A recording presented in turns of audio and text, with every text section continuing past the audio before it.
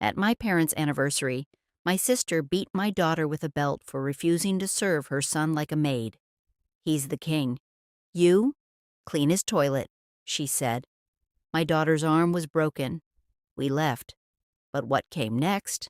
It ended in them begging, in fear. I understood that I would fall one day. I just never thought it would be at a family party.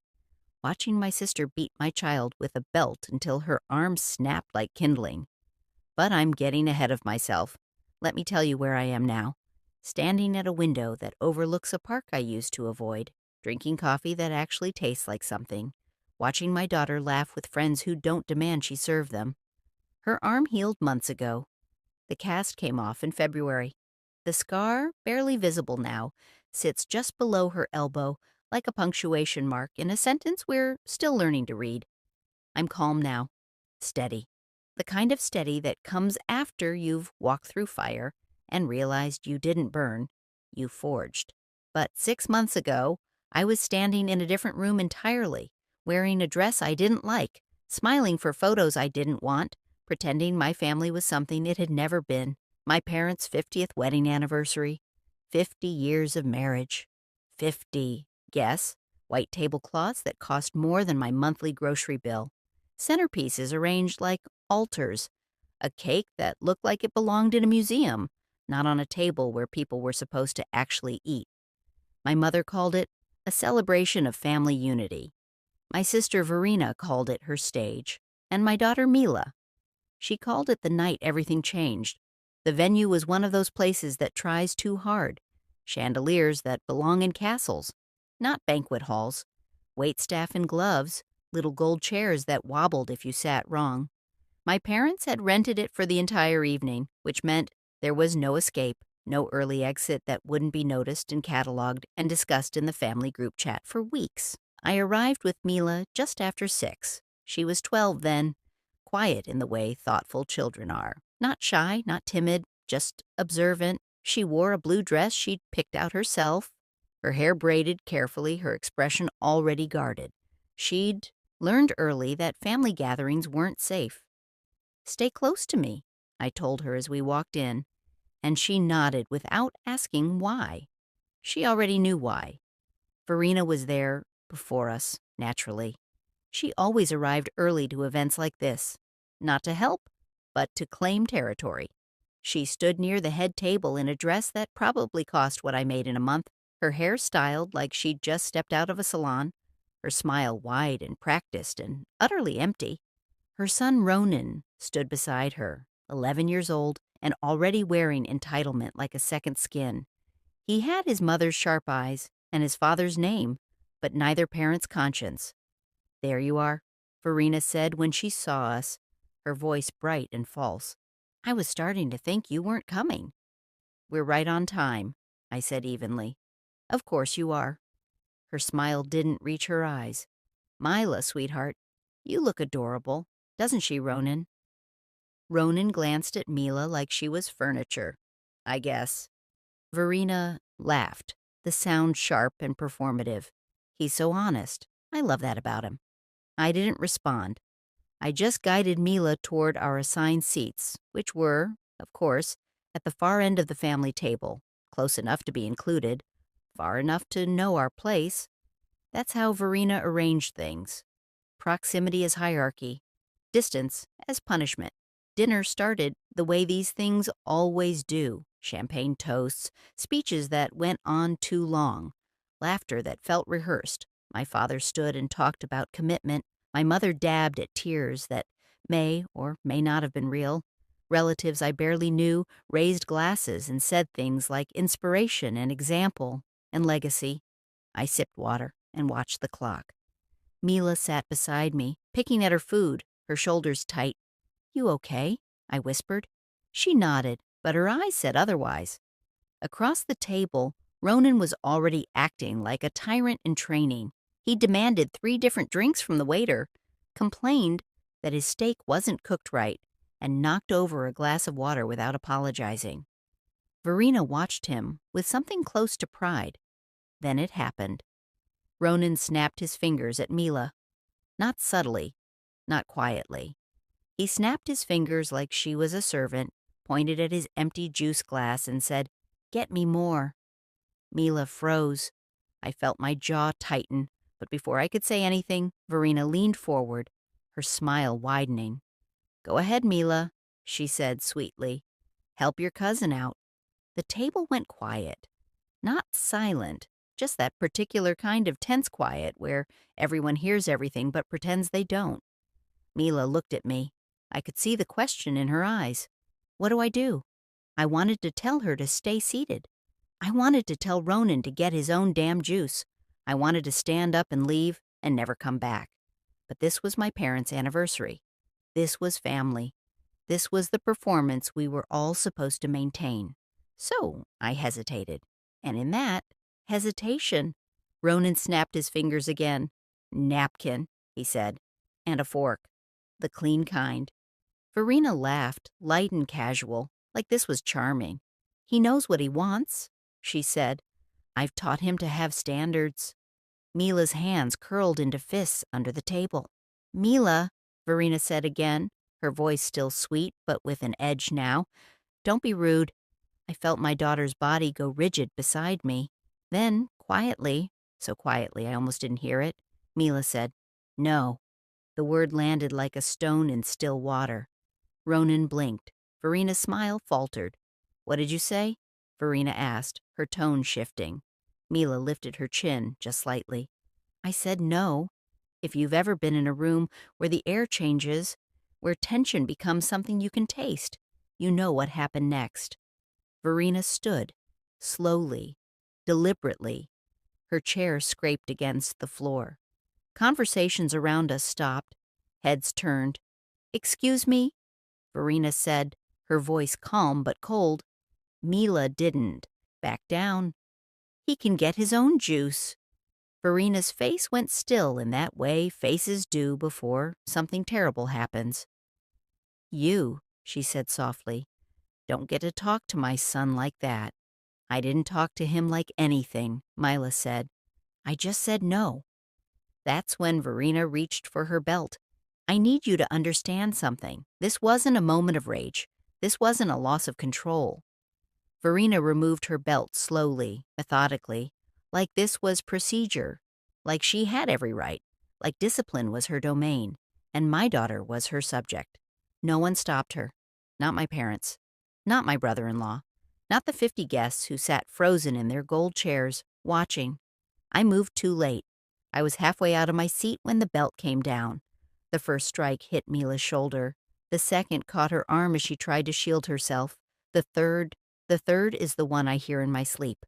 It made a sound I'd never heard before, not the crack of leather against skin, but something deeper, sharper, final, bone-breaking.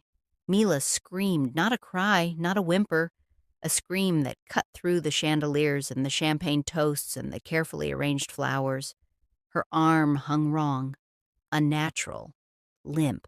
I was on my feet, but the world had gone slow and fast at the same time. Someone gasped. Someone whispered, "Oh my God." My mother put a hand to her mouth. My father stood but didn't move. And Verena stood there, belt still in hand, breathing hard, her face flushed but not with shame, with indignation. "She needed to learn," Verena said, her voice shaking. "Children need to learn their place." I didn't respond. I didn't yell. I picked my daughter up, careful, so careful, her broken arm cradled against my chest, and I walked out. Behind me, I heard my mother say, "Wait." I didn't. I walked through the banquet hall, past the white tablecloths and the gold chairs and the cake that looked like a museum piece. I walked, past 50 people who had watched my child get beaten and done nothing. I walked out into the parking lot, into air that felt too thin, and I put Mila in the car as gently as I could while she sobbed and shook. And as I started the engine, I made a promise. This would not be buried. This would not be forgotten. This would not be forgiven. The emergency room was bright and cold and full of people who didn't know us, which felt like a mercy. The nurse who took Mila's vitals had kind eyes. She didn't ask too many questions at first, just focused on making my daughter comfortable, on assessing the injury, on getting her into X-ray. I sat in a plastic chair that smelled like disinfectant and waited. My phone buzzed. Then again. Then again. I didn't look at it. 20 minutes later, the doctor came out, her expression carefully neutral. "It's a clean fracture," she said. "Upper radius. We'll need to set it and cast it, but she should heal well." "How long?" I asked. 6 to 8 weeks. Maybe less, depending on how she responds. I nodded, my throat tight. "Can I ask what happened?" the doctor said gently. I met her eyes. "My sister hit her with a belt." The doctor's expression didn't change, but something shifted in her posture. "I see. We'll need to file a report." "I know," I said. "Do you have somewhere safe to go tonight?" "Yes." She nodded. "Good. We'll take care of her. You did the right thing bringing her in." I wanted to say I should have stopped it before it happened. I wanted to say I failed her.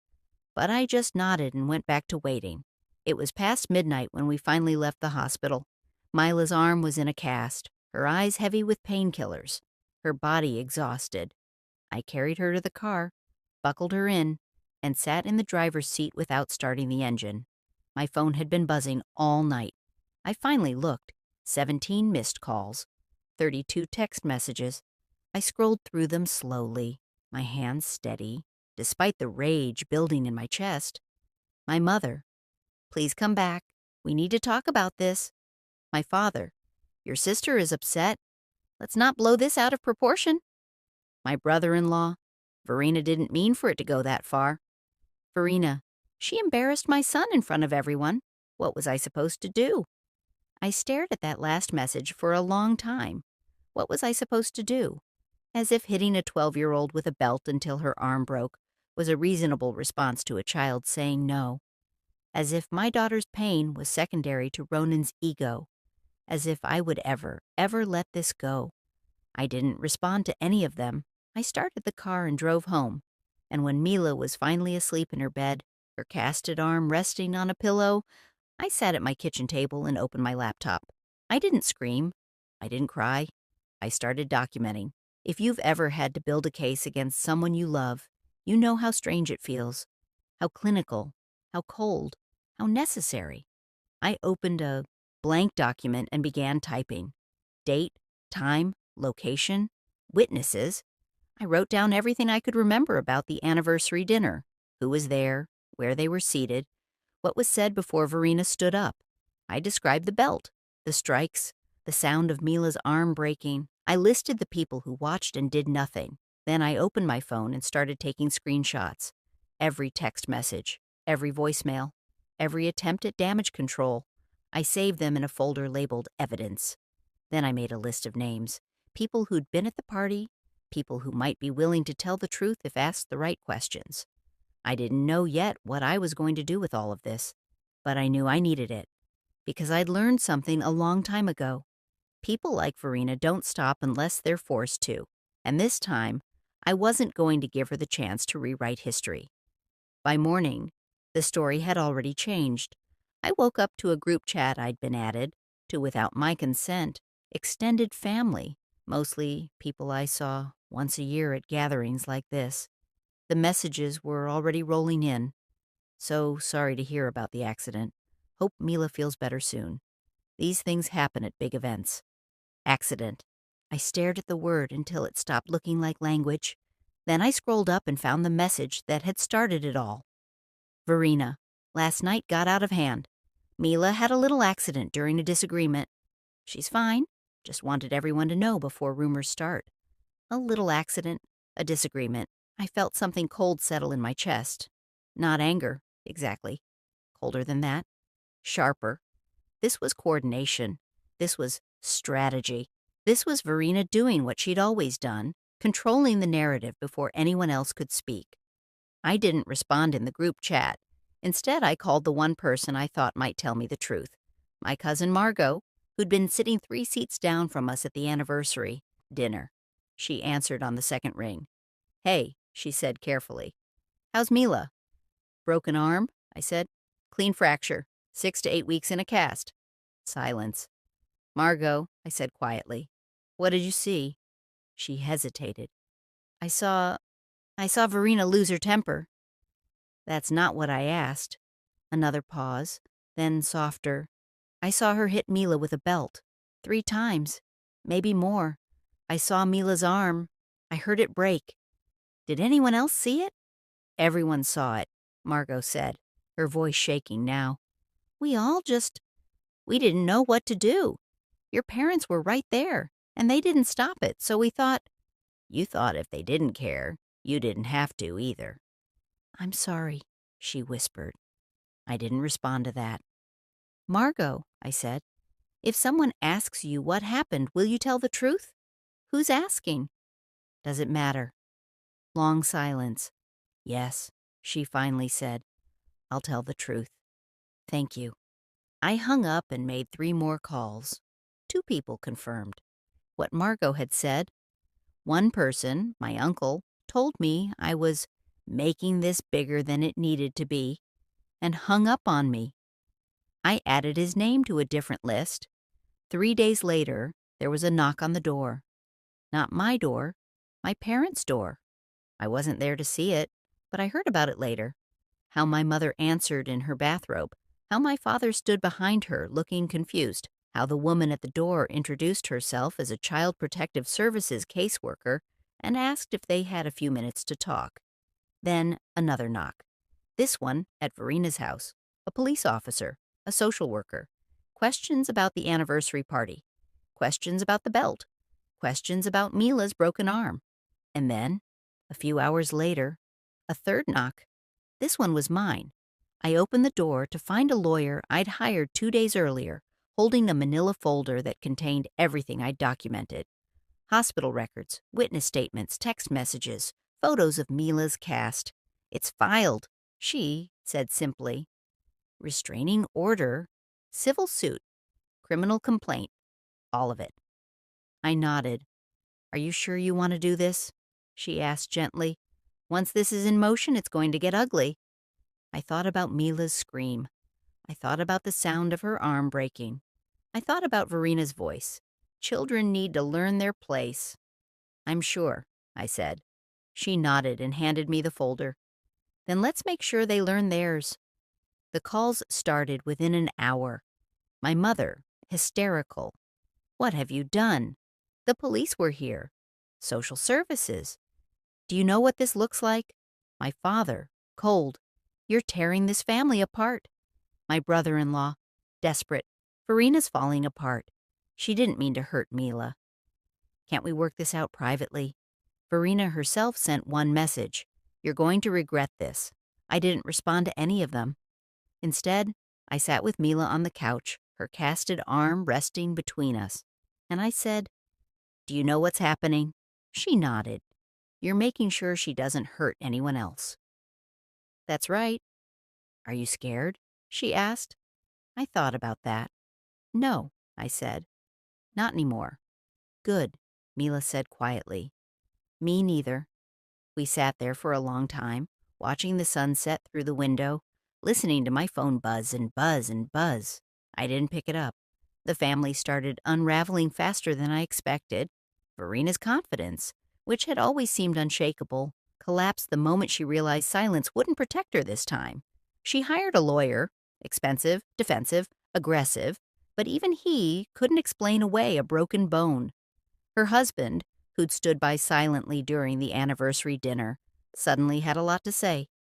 He told investigators he'd had concerns about Verena's temper for years.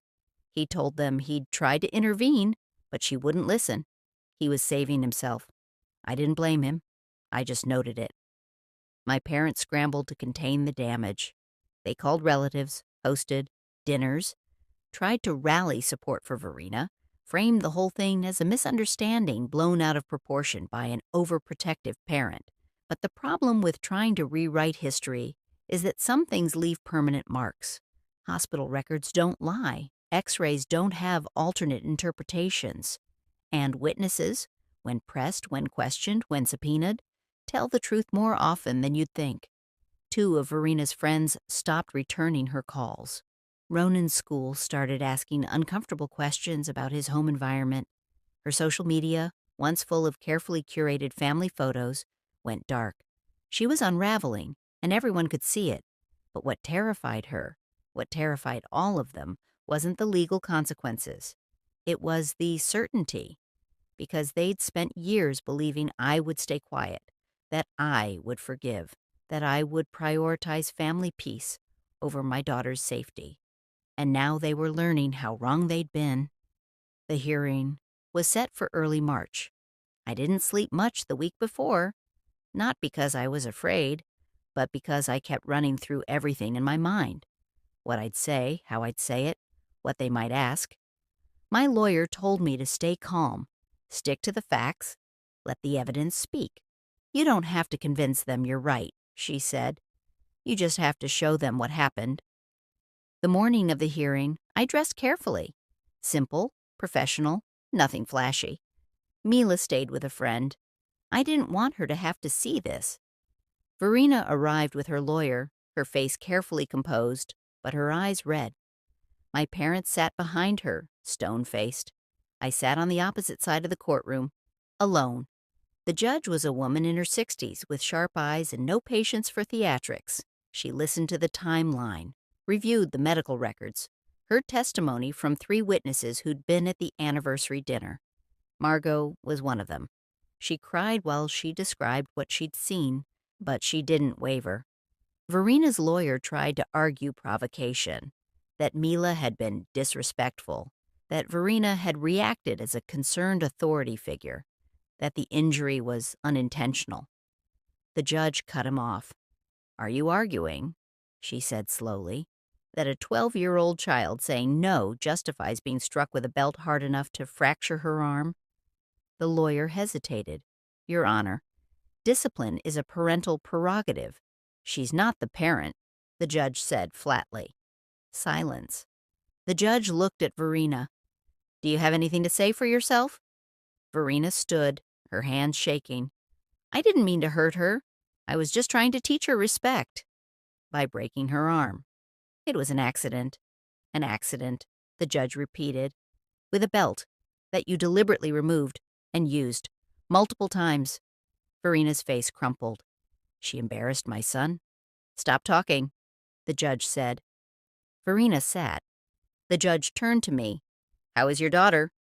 "She's healing," I said, "physically and otherwise." I swallowed. "She's scared of family gatherings. She doesn't trust easily, but she's strong." The judge nodded. "I'm issuing a restraining order. No contact with the minor or her parent. Supervised visitation with her own child pending further evaluation. And I'm referring this matter to the district attorney for criminal review." Verena gasped.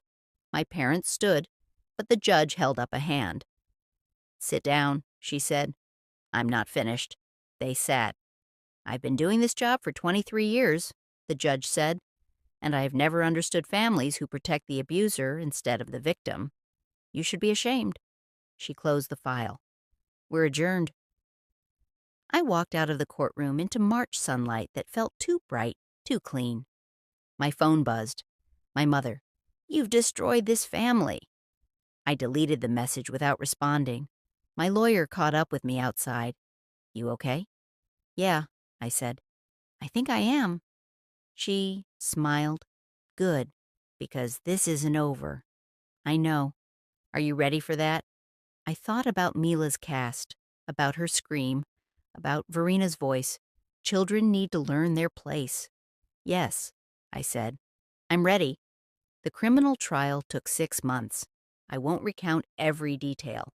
The testimonies, the cross-examinations, the procedural delays. It was exhausting and brutal and necessary. Verena was convicted of assault, sentenced to probation, mandatory anger management, community service. Not prison, not the consequence I might have wanted, but permanent, public, undeniable. Her name is in court records now. Her crime is documented, and every time someone searches her name, they'll find it. That, I've learned, is its own kind of justice. It's been 9 months since the anniversary dinner. Mila's arm healed completely. The scar is barely visible now. She's back to drawing, to writing, to being 12 in all the ways she should have been allowed to be all along. She asks, sometimes if we'll ever see Verena again. I tell her the truth. Not unless you want to. She thinks about that. Then she says, I don't think I do. Okay, I say. Are you sad? She asks. About the family? I consider the question. No, I say finally. I'm not sad about losing people who valued appearances more than your safety. She nods. Good. We're building something different now. Smaller, quieter, but infinitely safer. We see Margot sometimes. She apologized, and I accepted it, and we're rebuilding trust slowly. My parents tried to reconcile once, awkwardly, over coffee I didn't finish. They said they understood why I'd done what I'd done, but they still thought I'd gone too far. I told them that breaking a child's arm was too far. They didn't have an answer for that. We haven't spoken since.